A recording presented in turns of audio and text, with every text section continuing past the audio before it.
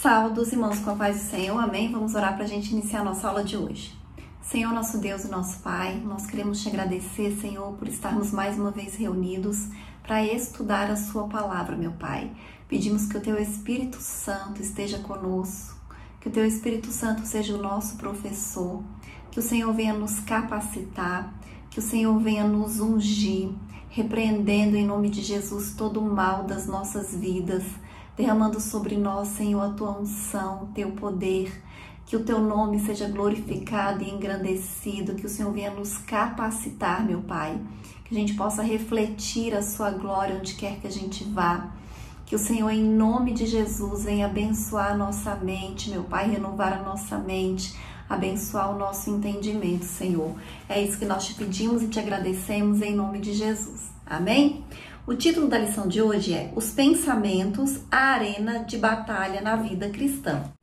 Nós vamos fazer a leitura que está em Filipenses, capítulo 4, versículos 8 e 9, e 2 Coríntios, capítulo 10, do versículo 3 ao 5, que diz assim: Quanto ao mais, irmãos, tudo que é verdadeiro, tudo que é honesto, tudo que é justo, tudo que é puro, tudo que é amável, tudo que é de boa fama, se há alguma virtude e se há algum louvor, nisso pensai.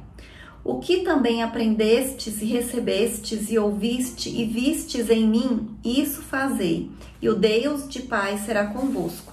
2 Coríntios 10. Porque andando na carne, não militamos segundo a carne, porque as armas da nossa milícia não são carnais, mas sim poderosas em Deus para a destruição das fortalezas, destruindo os conselhos e toda a altivez que se levanta contra o conhecimento de Deus, e levando cativo todo o entendimento à obediência de Cristo. Amém? Então, nessa lição de hoje, nós vamos estudar, nós vamos aprender da importância de nós termos uma mentalidade e uma mente renovada pela palavra de Deus e pelo Espírito Santo de Deus. Uma mente alinhada com Cristo. A gente viu aqui nesses versículos que nós lemos na abertura, como Paulo nos fala e nos ensina que nós somos responsáveis por escolher os nossos pensamentos. Quando ele diz o que nós devemos pensar, ele fala no imperativo, dando uma ordem, ó, vocês devem pensar nisso. Então fica bem claro aqui, através dessa passagem, que nós somos responsáveis por aquilo que nós pensamos. Nós não podemos deixar a nossa mente, o nosso cérebro, os nossos pensamentos como se eles estivessem à deriva. Nós precisamos estar atentos, observando e prestando muita atenção naquilo que está ocupando o nosso pensamento. Na lição passada, a gente fez um estudo como se fosse uma introdução acerca da alma. Nós vimos que junto com o espírito inseparável dele, a parte imaterial de nós, seres humanos, né, nós temos a alma. A alma e espírito é imaterial e o corpo é material. E eles não se separam. A gente falou também uma síntese, um exemplo dos principais atributos da alma, que são os sentimentos, o intelecto e a vontade. O intelecto é a parte cognitiva, o aspecto racional da nossa alma. Compreende a capacidade de pensar, raciocinar, conhecer, compreender. E na lição de hoje nós vamos estudar a respeito dos pensamentos, que são muito importantes e nós não podemos ignorar e nem negligenciar essa realidade. O primeiro tópico da lição fala assim, uma visão introdutória, a experiência de Adão e Eva. Então assim, Adão e Eva sendo os dois primeiros seres humanos a existirem, a gente assim, aprende muito com eles, né, com relação à personalidade, né, os traços de personalidade dos seres humanos. E aí o aspecto racional, ele é visto na capacidade de comunicação, compreensão e governo do homem sobre a criação, porque nós estudamos sobre isso, que quando Deus criou, ele deu a Adão esse governo, falou para ele governar, né? E também a gente vê o aspecto racional do ser humano na capacidade que ele tinha de se relacionar com o Criador, né, de se relacionar com Deus. E para todos esses processos, Adão e Eva usaram o intelecto, né, raciocinando, elaborando pensamentos, tomando decisões. Como nós sabemos, né, o ser humano, desde que ele foi criado, ele tem o livre arbítrio, ou seja, a capacidade de escolher, a liberdade, né, na verdade, de escolher aquilo que vai fazer. Então, a exemplo disso, né, dessa capacidade intelectual do ser humano, é o comportamento mental relativo ao pecado, porque assim que eles pecaram, eles sentiram culpa, vergonha, medo. Eva pensou o que não devia e foi enganada. E Adão não pensou o que devia e pecou. Então a gente vê na vida já de Adão e Eva esse conceito do raciocínio, dos pensamentos, né? Mesmo a ação da alma na vida do ser humano. E aí o próximo subitem fala assim, conceito e origem. Pensamentos são processos mentais construídos de informações, reflexões, lembranças, sentimentos, sons, imagens. E aí, assim, independente de qualquer coisa, nós sabemos que os nossos pensamentos, eles se originam de fontes internas, biológicas, psicológicas e espirituais, ou de fontes externas, ambientais e experiências do cotidiano, e podem também ter uma combinação desses fatores. Qualquer que seja a origem dos pensamentos, cabe ao ser humano aceitar esse pensamento ou rejeitar, aprovar ou reprovar. E o apóstolo Paulo deixa isso bem claro nesses textos que nós lemos na abertura. E na Bíblia existem outras passagens que falam a respeito disso. Então, assim, é nossa responsabilidade.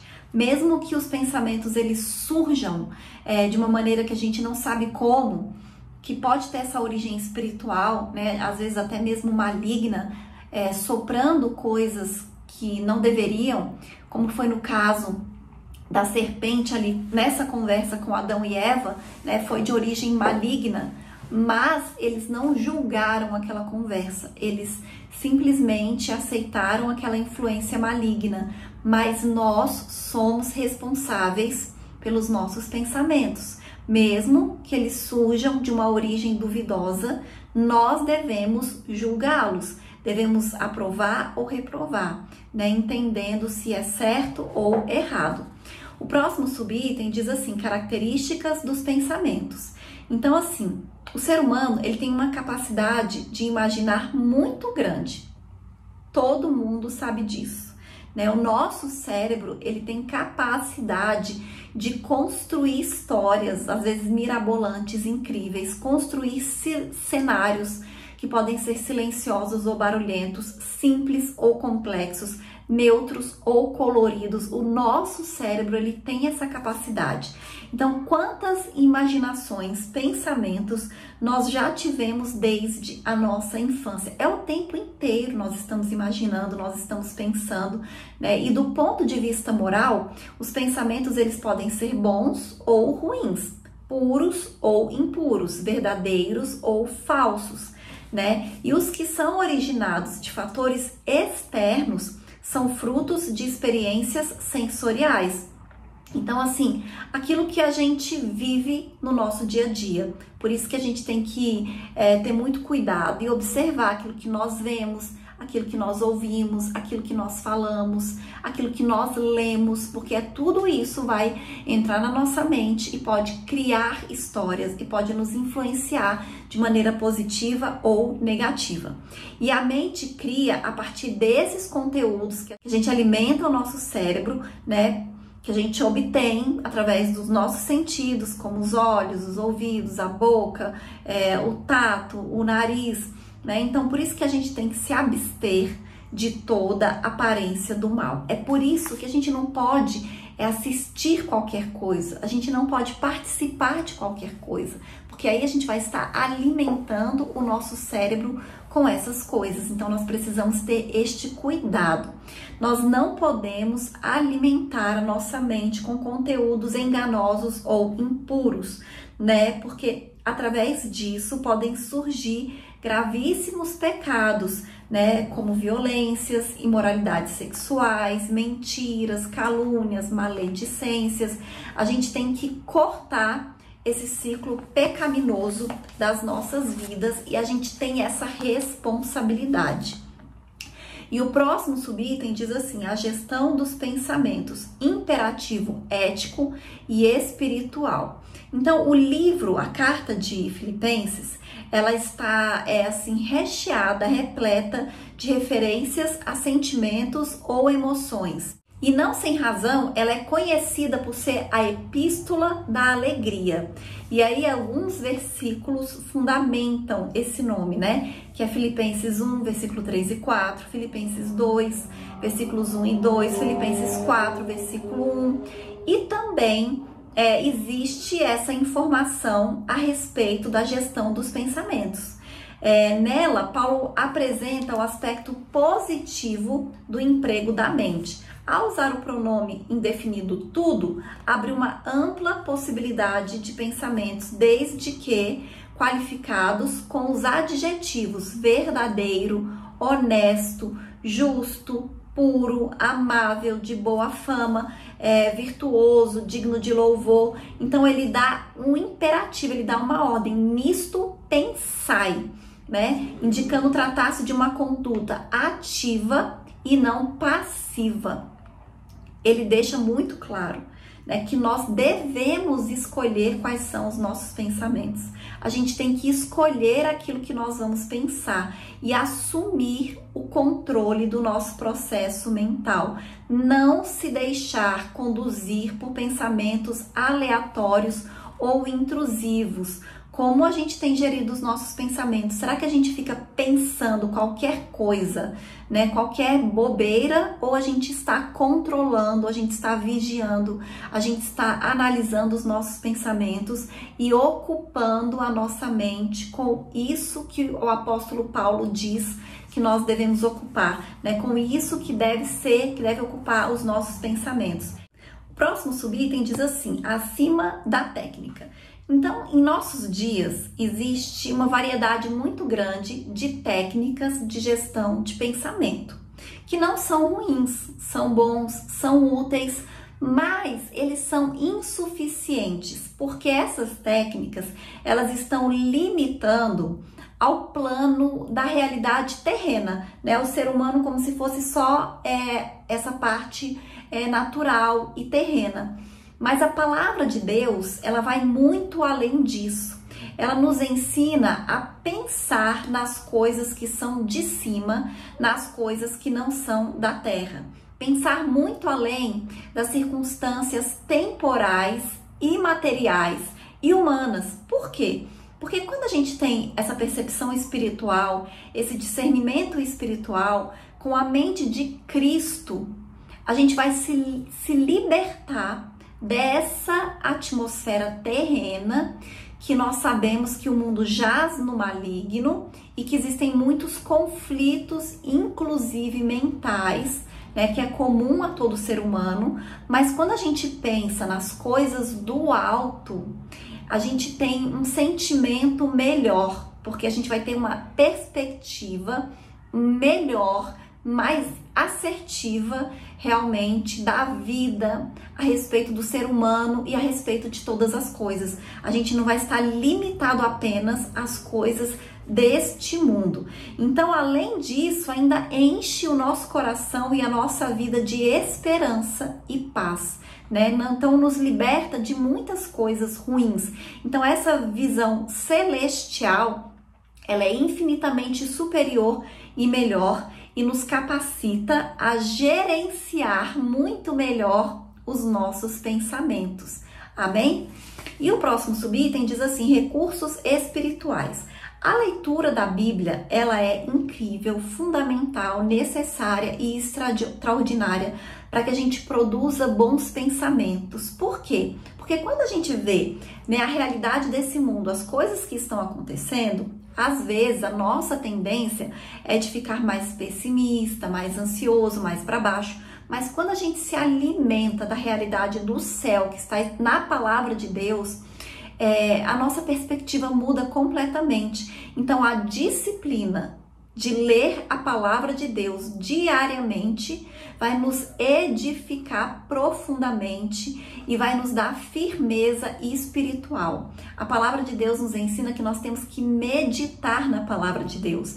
Vai muito além de ler, mas é você refletir, é você pensar, é você analisar o que está escrito na palavra de Deus. Então, exige de nós realmente uma vontade, né? Uma dedicação com relação a isso. E quando a gente medita na palavra de Deus, isso vai produzir em nós sentimentos mais elevados, como o amor, a alegria, a paz, a esperança, coisas que a gente só aprende verdadeiramente quando nós meditamos na palavra do Senhor. E o próximo subitem, ele fala assim, de Jerusalém a Betânia. Então a gente não pode desconsiderar a influência de fatores orgânicos, físicos, ambientais em nossa maneira de pensar, que é o que eu disse que é alimentado através dos nossos sentidos. É por isso que também a gente não pode consumir qualquer coisa, a gente tem que escolher aquilo que nós vamos consumir. E por isso também que os cuidados com a saúde mental inclui observar uma rotina saudável. A Bíblia, desde Gênesis, nos ensina a importância de nós descansarmos. Deus disse que nós precisamos descansar. E é fundamental que a gente faça isso. E hoje, né, a medicina nos ensina muitas coisas, né? A importância da gente descansar, né, da gente dormir bem, da gente praticar atividade física, porque naquela época, a vida das pessoas, elas já praticavam atividade física, porque não existia carro, nem bicicleta existia. Então as pessoas, elas faziam as coisas andando, elas caminhavam, e isso já é praticar atividade física. Elas carregavam as coisas, né, com seus próprios braços, então não estava fazendo peso, agachava, levantava peso, caminhava, então elas se exercitavam naturalmente no seu dia a dia. Mas hoje a gente não faz mais isso, então é importante a gente praticar uma atividade física, ou fazer uma caminhada, fazer musculação é importante também para que a gente tenha músculos, né, porque é fundamental que a gente tenha músculos, a gente se alimentar de maneira saudável. E naquela época, na Bíblia, eles se alimentavam de maneira saudável, porque nem existiam alimentos industrializados, né? Então eles comiam coisas naturais, alimentos naturais que eram saudáveis. Então a gente precisa disso na nossa vida, né? E a questão do descanso é muito importante. E a gente via que Jesus, ele fazia, né, durante os seus 3 anos de ministério, ele trabalhou intensamente, mas ele tinha momentos de descanso, momentos de repouso, que aí é o que a gente fala aqui, que ele fala aqui de Jerusalém a Betânia, que é quando ele ia para Betânia, que geralmente ele ia para Betânia e ali ele descansava, ele repousava, né? Marcos 6:31 fala, e disse-lhes, vinde vós aqui à parte, a um lugar deserto, repousai um pouco, né, para descansar. E há um tempo para todo propósito debaixo do céu, né? Um tempo de estar em Jerusalém, onde você está ali trabalhando, né? Onde Jesus estava ali realizando o seu ministério, trabalhando, debatendo, né, com fariseus, com escribas, fazendo muitas coisas, mas também de ir para Betânia, que era onde ele ia ali para a casa de Lázaro, de Maria e de Marta, e geralmente para ele ali era um lugar de descanso, né, na casa dos seus amigos, onde ele repousava, onde ele descansava. Então é importante a gente ter esse equilíbrio. Nós temos que trabalhar, nós temos que realizar, fazer as coisas, mas nós precisamos descansar. E o próximo subtópico diz assim, a batalha na arena dos pensamentos, a influências espirituais. Então a gente não pode simplificar o processo de controle de pensamentos, principalmente diante da realidade espiritual que nós enfrentamos. A mente é como se fosse uma arena de intensas batalhas, e se todo mundo parar para observar, né, os seus pensamentos e a sua mente, vai concordar com isso. né, que existe uma luta, né, interna na nossa mente. Tem até um livro de uma escritora chamada Joyce Meyer que chama assim No Campo de Batalha da Mente, porque realmente, né, são intensas batalhas com verdadeiros bombardeios, inclusive espirituais. E como Paulo escreveu, há uma luta travada nos lugares celestiais. Em função disso, a Bíblia adverte que devemos guardar o nosso coração. Algumas versões dizem a nossa mente, porque pela tradução, naquela época eles achavam, né, que como a gente sentia as coisas, quando a gente tem uma emoção, a gente sente no nosso coração, né, às vezes bate mais forte, às vezes a gente sente como se fosse um aperto, uma dor. Então eles achavam que a sede das emoções era o coração. Hoje nós sabemos que é a mente. Então nós temos que guardar a nossa mente, guardar o nosso coração, pois o que nós pensamos influencia os nossos sentimentos, os nossos desejos, as nossas decisões e as nossas ações. Lá em Provérbios, capítulo 4, versículo 23, na tradução da linguagem de hoje, diz assim: tenha cuidado com o que você pensa, pois a sua vida é dirigida pelos seus pensamentos. E nós sabemos que isso é verdade, né? E a Bíblia já afirma isso há quantos anos atrás. Judas e Ananias, eles foram exemplos de personagens bíblicos que se deixaram influenciar, né, pelo inimigo. Deixaram, né, que os seus pensamentos fizessem ninhos e tivessem fins trágicos. Judas, ele andava com Jesus, ele foi um discípulo de Jesus e mesmo assim ele permitiu que os seus pensamentos influenciassem ele para fazer uma coisa maligna. Ananias, ele estava ali no início da igreja, com os discípulos, com os apóstolos, vivendo um mover sobrenatural de Deus, vendo coisas extraordinárias acontecerem. E mesmo assim, ele teve pensamentos malignos, né? E mentiu ali para aquela igreja naquele primeiro século. E a gente sabe o que aconteceu, né? Por causa da mentira, ele morreu. Ele e a sua esposa, né? Ananias e Safira, os dois morreram por causa disso. Então a gente precisa ter cuidado, né, com os nossos pensamentos. É importante que a gente observe os nossos pensamentos e que a gente tenha pensamentos à luz da palavra de Deus. Quando vierem pensamentos que não são de Deus, a gente tem que interromper esses pensamentos. A Bíblia fala assim: resistir ao diabo e ele fugirá de vós.